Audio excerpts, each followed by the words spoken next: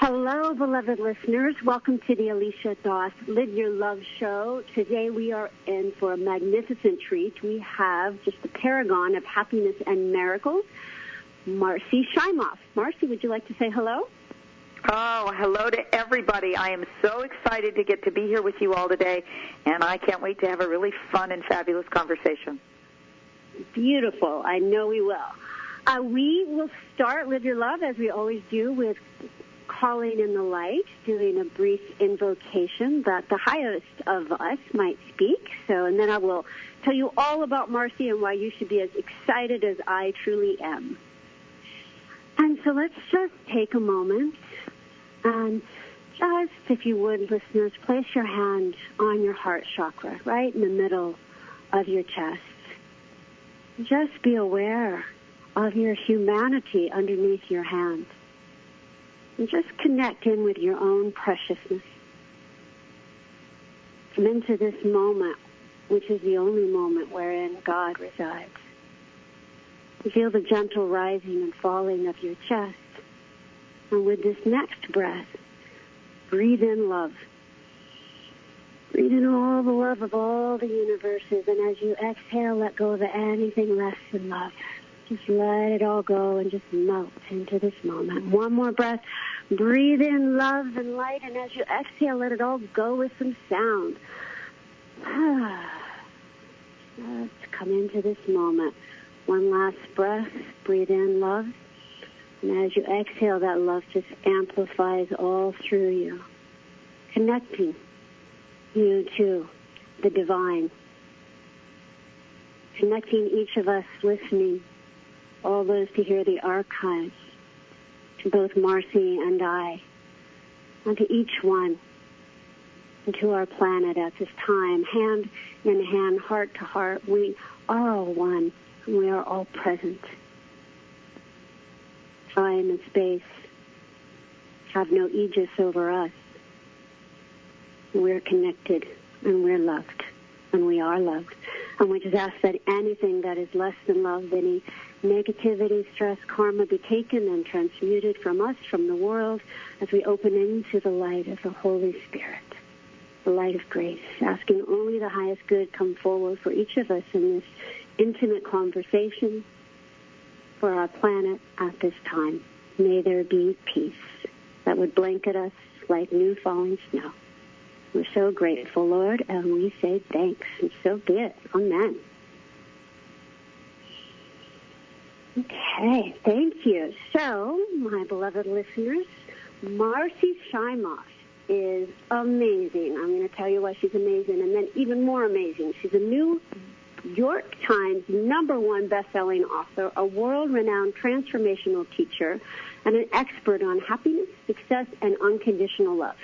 Marci's books include the runaway bestsellers Happy for No Reason, Love for No Reason, and 6 titles in the phenomenal Chicken Soup for the Women's Soul series. Her books have sold more than 16 million copies worldwide in 33 languages and have topped all of the major bestseller lists. Marci is one of the best-selling female nonfiction authors of all time. Marci is also the host of the national PBS television special, Happy for No Reason, is a featured teacher in The Secret, and is the narrator for the award-winning film, Happy. Marci currently co-leads a worldwide program called Your Year of Miracles, with thousands of participants from 72 countries for living a life of miracles. She has inspired millions around the world and is dedicated to helping people live more miraculous, empowered, and joy-filled lives. So I just want to tell you, listeners, I saw Marci present in a group with my very first Live Your Love show guest, Catherine Woodward-Thomas. And Marci's presence I can't even tell you, Marci, you're just in a few minutes, your presence just radiated happiness. Then you told the story of your happiness mentor, your father, and I fell in love. And so listeners, you're going to learn so much about being happy. I read Happy for No Reason after I saw Marci, and I can't recommend it highly enough. It's got really sound science, heart, and inspiration, and some really surprising facts about how to be happy. So, Marci, I am absolutely thrilled to welcome you. Thank you so much. Wow, what a wonderful welcome and what a wonderful invocation you did at the beginning. I'm already blissed out, so thank you. I'm really happy to hear that. So speaking about blissing out, I'm really curious about, so you started your career teaching about self-esteem, then you focus on happiness, and then love, all of these for no reason, I would say from the inside out, and now you've moved on to miracles. I just would love to hear about your journey, how you moved into the different themes and what you've learned along the way. Well, Alicia, I am the least likely person in the world to be speaking to people about happiness and miracles. I was born depressed. I came out of the womb with existential angst. I was just an unhappy kid all around. Now, I had great parents and great circumstances, but I just had this dark cloud around me when I was a kid, and my solution to it when I was young was sugar. That was the only thing that made me feel better, is I became a sugar addict, and that didn't help matters very much. By the time I was in high school, I was probably about 35 pounds overweight, so none of that helped in the happiness category. So when I was in my early 20s, I decided I wanted to be happy, and I thought, okay, I'm going to set some goals for myself, and once I reach those goals, that's it. I will be happy. And I'll tell you, I had 5 goals, and I'll just share them with you because I think a lot of people can relate to them. I wanted to have a successful career helping people, a wonderful husband or life partner, fabulous friends, a comfortable home, and the equivalent of Halle Berry's body. Well, I will tell you, I got 4 out of the 5. I don't have Halle Berry's body, but I do have a very healthy body for which I'm extremely grateful. And I worked so hard to get all of those things to happen. And I had a turning point moment. In 1998, I had 3 books in the top 5 on the New York Times bestseller list all at the same time. And I had all those other things working in my favor. And I had just finished giving a speech to 8,000 people, and I had autographed 5,432 books. On one hand, I felt like I was an author rock star. But after signing that last book, I went up to my hotel room. I walked over to these huge windows on top of the world. I was on top of the world. I was in Chicago, and huge windows overlooking Lake Michigan. And I took in that view, and I turned around, and I collapsed onto the bed, and I burst into tears. And I burst into tears because I realized that I had everything that I had worked so hard for, that I just knew was going to make me happy. And I still had that emptiness in my heart. And I could no longer continue to fool myself into thinking that just the next thing was going to make me happy. Or, if I just have one more best-selling book, or if I just have this other thing, I knew that wasn't going to do it. And I decided then that I really was going to dive headlong into happiness and figure out how, once and for all, to be happy. And I interviewed all of the researchers on happiness, and I interviewed 100 unconditionally happy people, and I started doing what they told me, and it worked. And within, I would say, a very short period of time, I really became happier. I would say, if you were giving me a grade back then in happiness, I would get about a D+. I was pretty much failing. If you were to grade me now, I'd say I'm an A.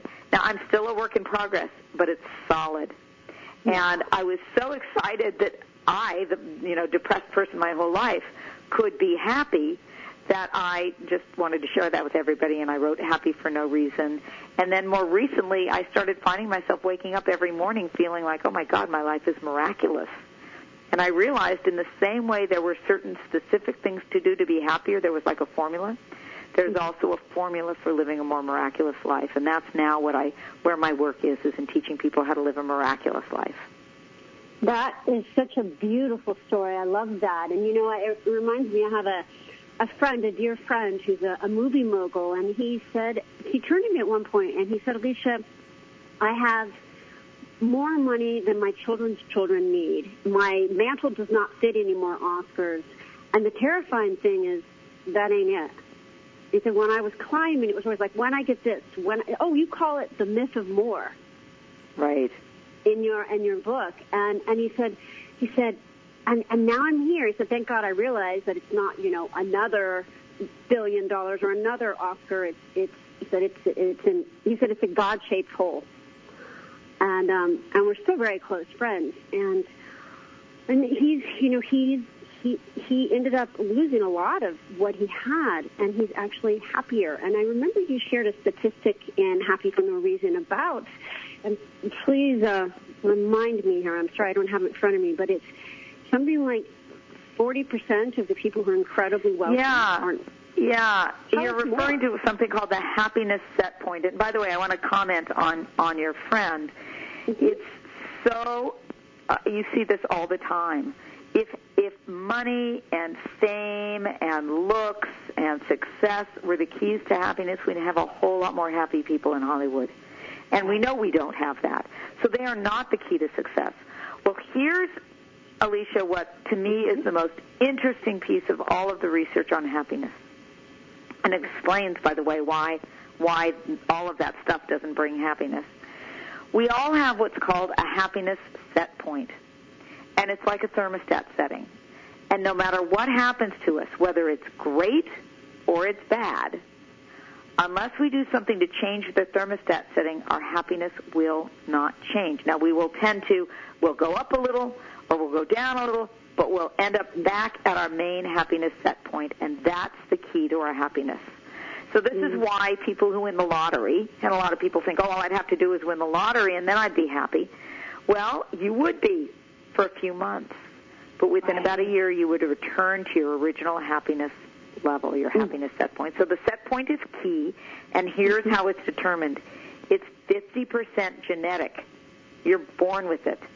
So I was not born with the good 50% genes. It's only 10% your circumstances. Now, that is a very tiny piece of the pie. That's astronomical. It's amazing, it's unbelievable, because we spend our lives chasing after that 10% of our circumstances, and it's insignificant. The other 40%, and this is what you're referring to, is our habits of thoughts and behavior. And that's what we can do the most about to raise our happiness set point. But I'm going to take it a step further. And I'm going to talk about that piece that's the 50% genetic. Scientists in the field of epigenetics, like Dr. Bruce Lipton, who wrote The Biology of Belief, they say that even our genes, our DNA, will change when we change our habits of thoughts and behavior. That means that 90% of our happiness set point is influenced by our thoughts and our behaviors. That's the key to our happiness. And what I love is that science has cracked the code on this. We know what it takes for people to be happier. We know what the habits are. And as far as I'm concerned, this should be headline news. This is what should be taught in the schools. Oh, 100%. I mean, 1,000,000,000%. I mean, that's phenomenal that we can change our genes through our happy habits and thoughts. We can change our genes. We are not victims of even our genetics or conditioning or circumstance, certainly. Not at all. We really, those things they impact us, but not as much. We are not a victim of our circumstances or our genetics. And I've seen it time and time again how people have been able to raise their happiness set point really easily. That's the good news. It's nowhere near as hard as you think. And I know in our time together we're going to get really practical, and I'm going to give people some really practical things that they can do to raise their happiness set point.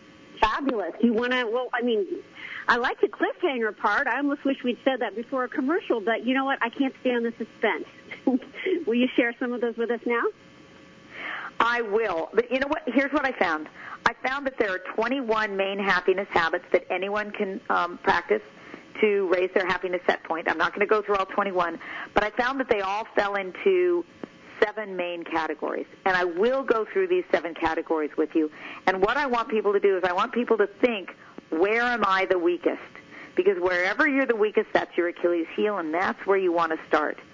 So let me just briefly go through these 7, and everybody, I want you to think about where you're the weakest. And Alicia, I'm going to put you on the spot and ask you after I'm done with these, where do you think you're the weakest? Thank you for the warning. I'm happy to share. Okay, good. So I know that it's hard for people to remember 7 of anything, so I created a metaphor that makes this a little easier to remember. I call it your inner home for happiness, building your inner home for happiness. And a home has 7 main areas. It's got a foundation, 4 corner pillars, a roof, and a garden. And here's how that relates to your to these 7 areas of your inner home for happiness. The foundation is taking responsibility for your life and your happiness. It's showing up as a victor in life, not a victim in life. And the way you know you're being a victim is if you're blaming others, shaming, which is blaming yourself, or complaining. Blaming, shaming, or complaining are 3 signs that you aren't taking responsibility for your own life and happiness. So that's the foundation. Then there's 4 corner pillars. The pillar of the mind, your thoughts. Are your thoughts robbing you of greater happiness? The pillar of the heart. I've never met a happy person who had a closed heart. Are you living with an open heart? Do you have generosity and loving kindness, and do you forgive easily, and do you have compassion? Those kinds of heart-opening qualities. Then there's the pillar of the body. Do you have the biochemistry of happiness? Do you have enough of the right serotonin and endorphins and GABA and dopamine, all the biochemistry of happiness? And by the way, that's where I was the weakest, and that's where I needed to start.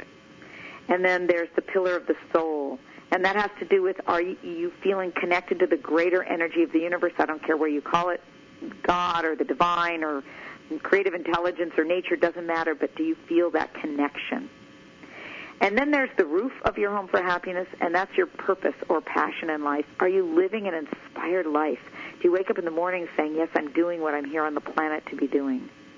And then finally there's the garden, and that's who you surround yourself with. Are you surrounded with a lot of roses and gardenias, the people who inspire and uplift you and support you? Or do you have some weeds in your garden, the people who are kind of bummers to be around? So those are the 7 areas, and Alicia, I said I'd put you on the spot. Where do you think you're the weakest? Goodness, we are. I knew we were sisters.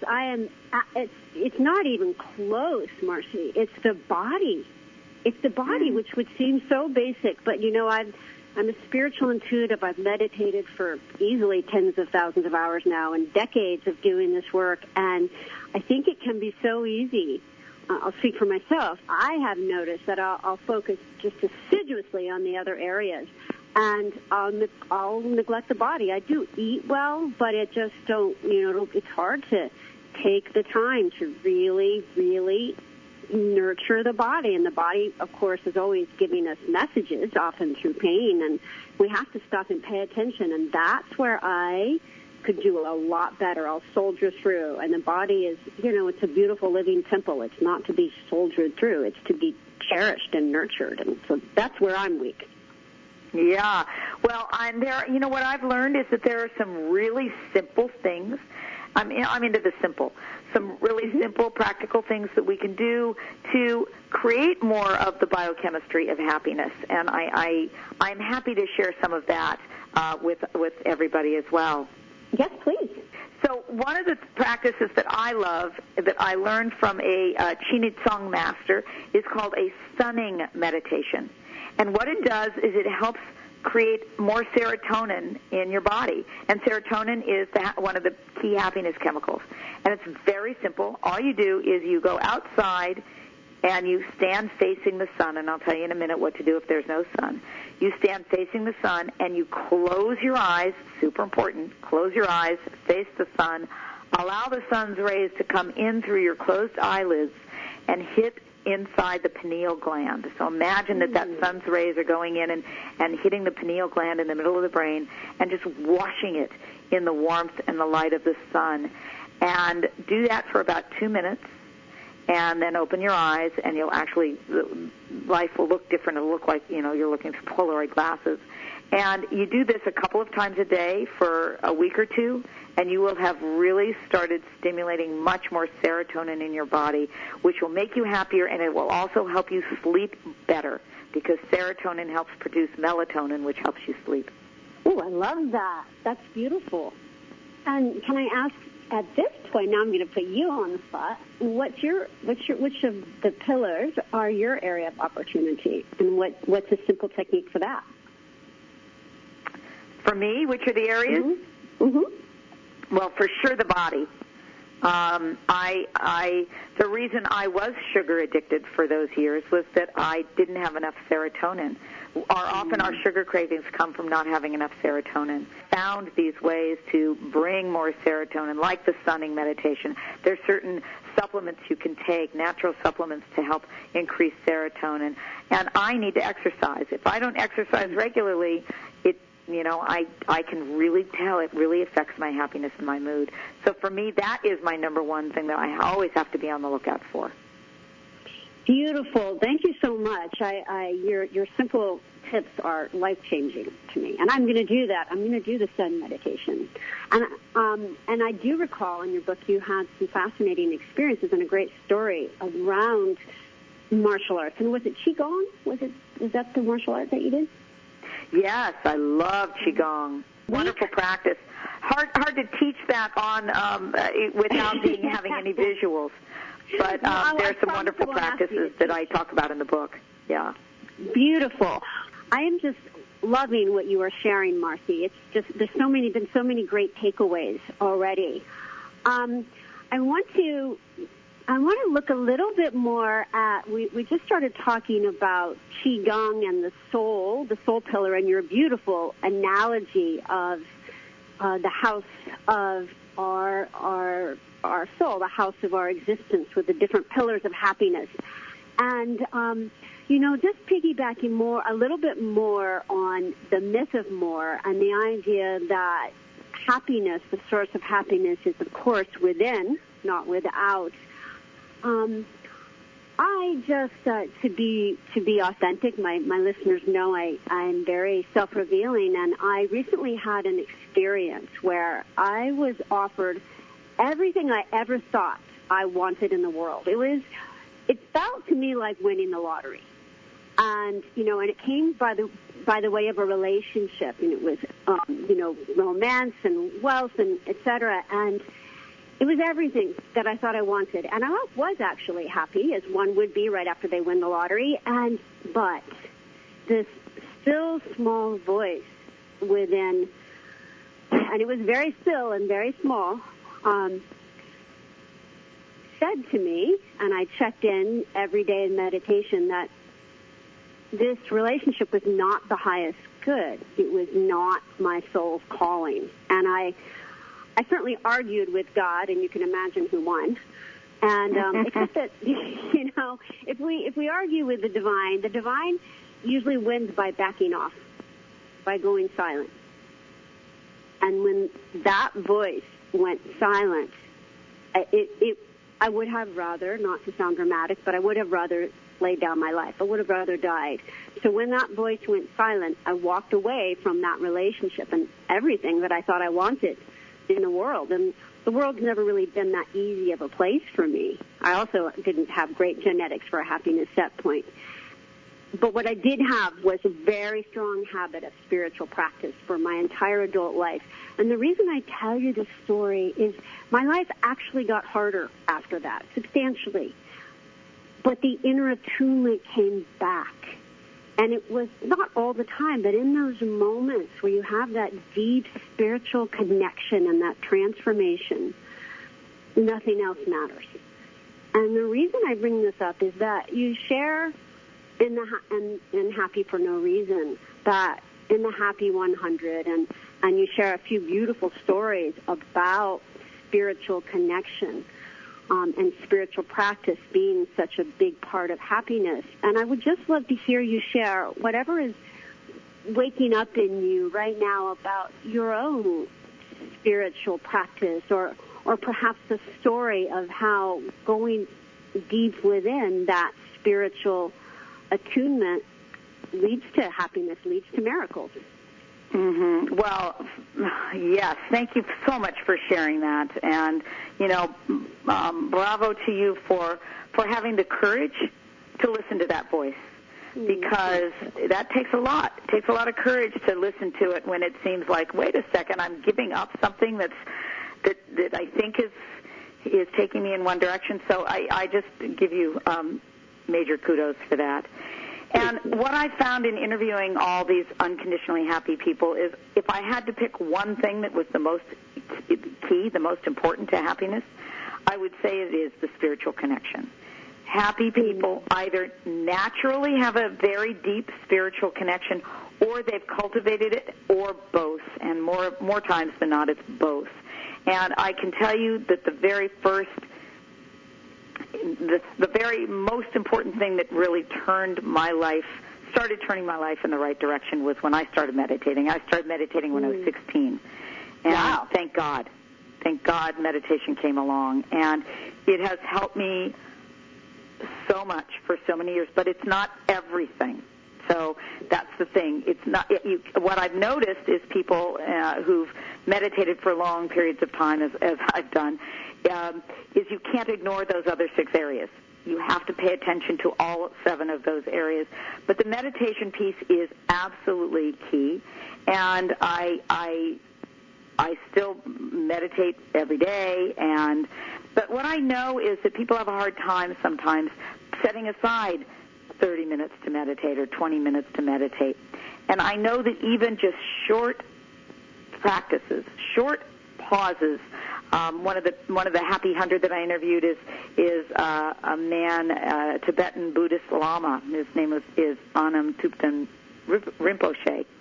And he said that he calls it the pause practice, and 7 times throughout his day he would just simply pause and just be.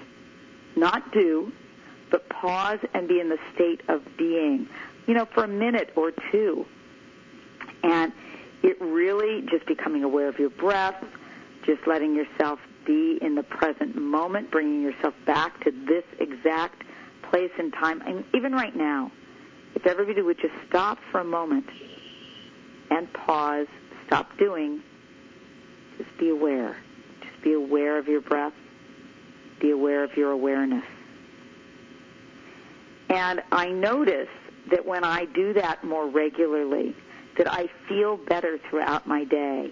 Now, that's not to the exclusion of a meditation practice, but it's something that you can do anytime, anywhere, to just bring your awareness back to the present moment, your breath, and beingness. So beautiful. And what did you call those moments? You had a pause? You had a name for them, I believe. I call it the pause practice and the time to just be. To be rather than to do. That is so key. When I was writing my doctoral treatise, part of it was doing what I called the divine pause. And it was exactly what you're saying.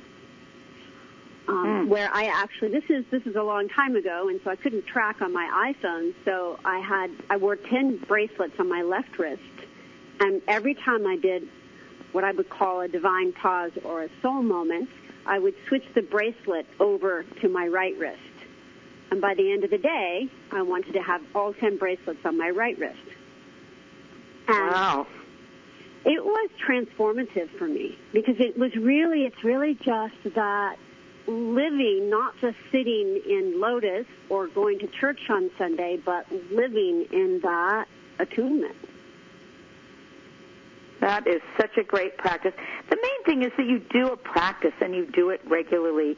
It doesn't even, your practices may change over the years. Mine certainly have. My meditations have changed over the years.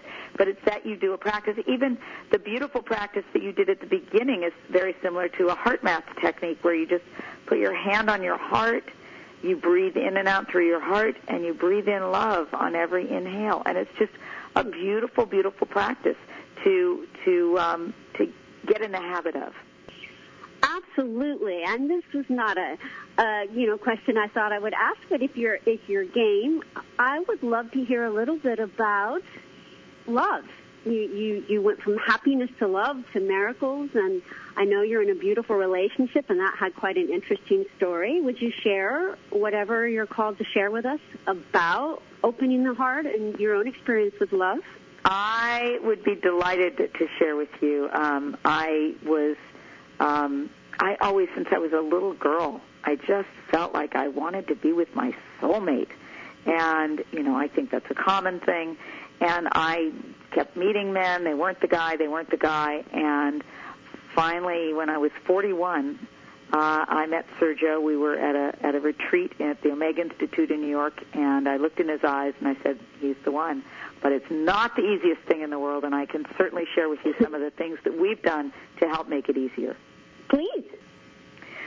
So, so here I've met my wonderful soulmate, Sergio, and there's just bizarre stories about predictions that were made before I even met him, that I would end up meeting a man who was born and raised in Italy, who was working as a therapist, who loved dance and music and art. This was an astrologer who predicted the kind of man I would meet, and who was 6 years younger than I was. And I said to the astrologer, I said, that's ridiculous. I never date younger men. And he said, I can't help it. He's your destiny. And a year later I met Sergio and looked in his eyes, said, he's the guy. And sure enough, he was born and raised in Italy, was a therapist working with people, loved dance and music and art, and was 6 years younger than I was, just like the prediction. However, just because you're with your soulmate doesn't mean it's easy. So, this has been a relationship that's really been devoted to our highest growth and not necessarily to our highest comfort. And there have been times that have been really challenging. We actually separated for a couple of years, about 10 years. We've been together 23 years. So we separated for a couple of years, sort of in the middle of all that. And did you say you separated for 10 years? No, we've separated for 2 years. Oh, 2 years, okay. Yes, we were together 23 years, and in the middle of that, around year 10, we separated for 2 years. And we've been back together for a number of years. And what we found, there are so many things that have helped us and continue to help us, but the one that is the most profound for us is so ridiculously simple that I'm almost scared to tell it to you, because everybody's going to go, oh, come on, that's too simple. But about a year ago, we were walking on the beach with some friend of ours in Hawaii, some friends of ours, and they've been married 35 years, and they're a super happy couple. And we said, okay, what do you guys do? What's your secret? And they said, every morning when we wake up and every night before we go to sleep, we do the appreciation game. And the appreciation game is simply where you spend a minute telling each other what you appreciate about each other. And they said, and then we also do it anytime somebody asks for it. So we thought, oh, come on, I've been in this transformational world for 40 years. That's kind of basic. But we made a commitment to try it. And let me tell you, Alicia, it has changed everything. Because, there's that old saying, what you put your attention on grows stronger in your life. And it's very easy for me to put my attention on what's not working. I'm a fixer. Hey, this isn't working. We can make this better. But what you end up getting more of is what's not working. And so we started putting our attention on what is working. What do we appreciate about each other? And we do this really pretty faithfully. Every morning we wake up and spend a minute. I tell him, I really appreciate that you really care about my work and you're really behind me. And I really appreciate that you did all those dishes yesterday when I was so busy and I had too much to do to help you out. And I really appreciate that you are somebody I totally can trust and rely on. And then he'll do the same for me, a couple, maybe 2, 3 things he appreciates. And that's it. We go on for the day. And then we do the same thing at night. And let me tell you, we go to sleep feeling appreciative of each other. We start our days feeling appreciative of each other. And it changed the whole flavor of our relationship. I still notice what it is I think needs to be changed. It's not that I don't notice it. It's I don't focus my energy and attention there as much as I used to, and instead I focus it on how lucky am I to get to be with this person. Oh, that is just gorgeous. I don't think that's too simple at all. I think it's profound, but easy to do. And this isn't just for couples. This is in a workplace. I do coaching for people in workplaces. Do this with your colleagues, the people you work with. And once a week, during your group meetings, tell each other what you appreciate about each other. If you have kids, Do this at the dinner table, or do this before you go to sleep with your kids. Get kids in the habit of doing this. It just is remarkable. Fabulous. Fabulous. And how do you apply that? How does that work with our own minds? You know, I think our minds, you know, our spirit is going one way and our mind is going the other. And it gets to be a push me, pull you. How do you work with your mind, Marci? How do you work with others? Help us out in the mind area. Yeah, so, and you know, when I went through those 7 pillars of being happy for no reason, and one of them is the pillar of the mind, it's about our thoughts, universally I think that's where most people are the weakest. You know, we have our thoughts drag us down. Now, there is a reason for this. We are predisposed for negativity. The average person has 60,000 thoughts a day, and for the average person, 80% of those are negative. It's called the negativity bias. Wow. A dear friend of mine, Rick Hansen, who wrote a book called Hardwiring Happiness, says that our minds are like Velcro for the negative. The negatives just stick to us, but they're like Teflon for the positive. The positives just slide off of us. Happy people have reversed that. The good stuff sticks. The negative stuff slides off like Teflon. And let me give you an example of this. If you get 10 compliments in a day and 1 criticism, what do you remember at the end of the day? Most people remember the criticism, right? Yeah, Happy people, nope, they're going to Velcro that good. So I'm going to share with you right now 3 simple things that you do to create new neural pathways in the brain for the good that will predispose you for the good. Now, these are scientific, they're simple, and they're easy. So here are the 3 steps. Number 1, be on the lookout for the good. So pretend that you're a detective and you are looking out for what's good out there. One of the women I interviewed in Happy for No Reason pretends that she's the Academy Awards Committee, and her job every day is to give out 5 Academy Awards for what she likes. She sees a cute little dog. She goes, oh, that dog gets the cutest dog of the day award.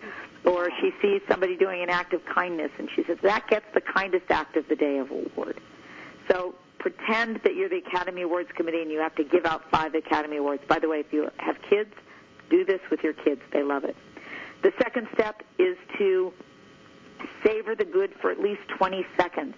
Let it really land, because that's how long it takes to register the good enough that it will become a new neural pathway in your brain.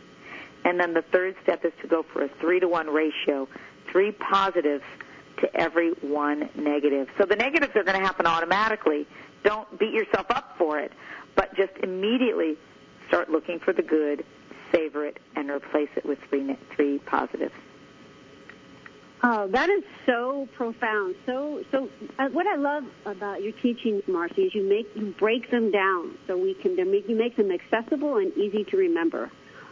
And that's Yay, that's my goal, because that's the only way we actually end up doing anything, if we remember it and it's easy. Absolutely, absolutely. Well, you do it very well. Thank you. And so Marci has an amazing ebook that I downloaded. I strongly encourage you guys to go run download it. It's called miraclesebook.com. MIRACLES ebook.com. A free ebook on the 4 biggest mistakes that keep you from living a miraculous life. So definitely go check out that book. There's some really surprising mistakes in there and how to, of course, avoid them. But let's move into a few moments of meditation to more experience what Marci so generously offered to us. And then we'll hear more from Marci. So again, beloveds, just take a deep breath and let it all go. Any concerns, any doubts, but I don't know how to be happier. Just let all that go. That's not who you are. One more deep breath, let it all go. And rest again. This time, place your hand gently on the top of your head, on your crown chakra. And just stay open. Just open to Spirit.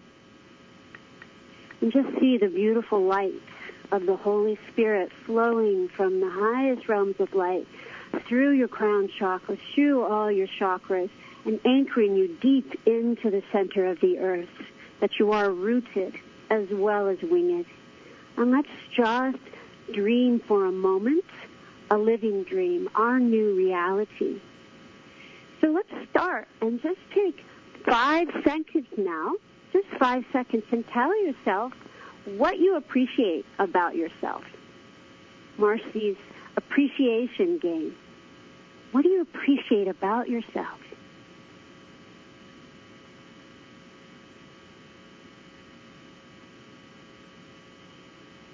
Take a deep breath, breathe in that appreciation. Just remind yourself you can change your genes.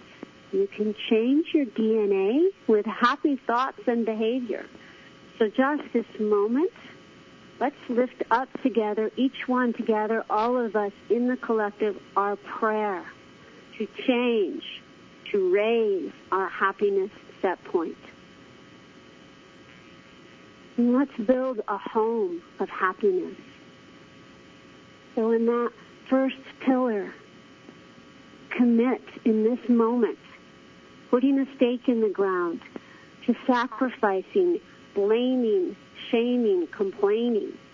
Deep breath, let all that go now, all the blame, all the victim. And just say, out loud if you would, I am a victor. Feel it in your bones. It's true. And the next pillar in your home is of the mind. And just affirm, good stuff sticks to me like Velcro. Negative stuff slides off like Teflon. I am on the lookout for the good. Just repeat that out loud. I'm on the lookout for the good. And just tell yourself, what's good about you?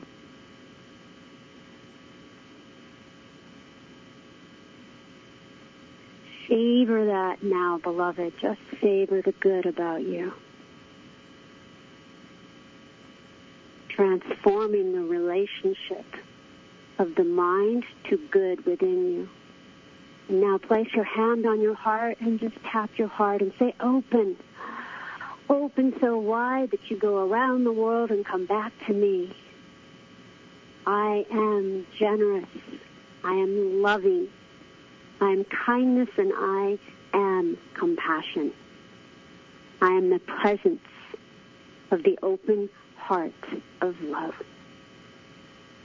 And now your body, commit in this moment to bringing more of that tender nurturing to your body, to releasing more serotonin, dopamine in your body, tipping your head even now to the sun.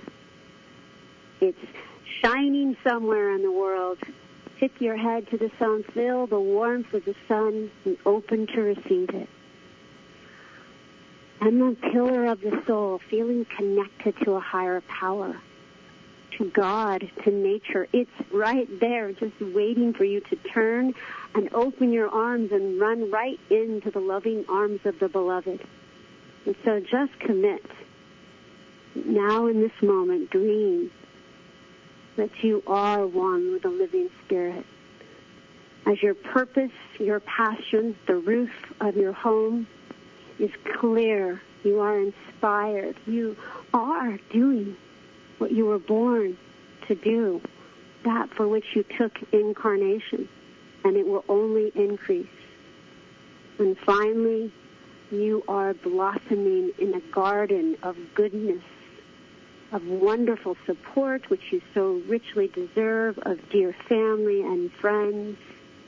And you are souls shining together, pausing several times a day to come back into this awareness that you were born the beloved and you were born happy.